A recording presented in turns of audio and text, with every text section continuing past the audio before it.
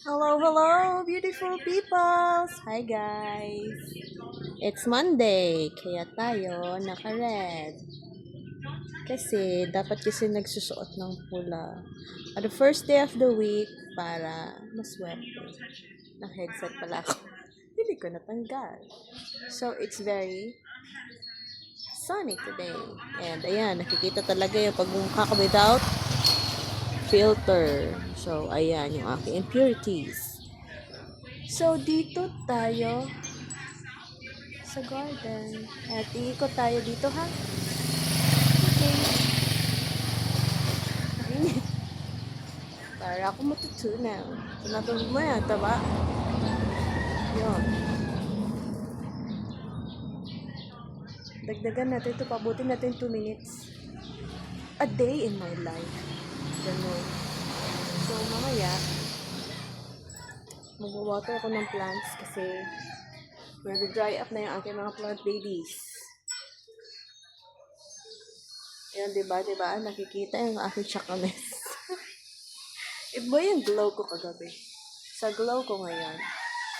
Yung glow ko ngayon ay dahil sa pawis.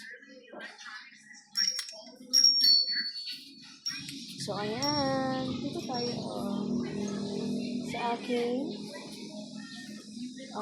Thai constellation, yung creme brulee.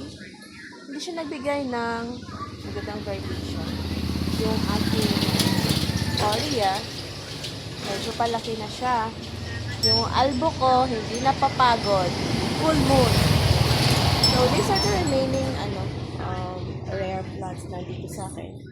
Ang albo ko, nung pinutol ko, nung nakarang bagyo, ay nagkaroon ng juvenile one. And yun, ay hindi makita. This is variegated bulbs.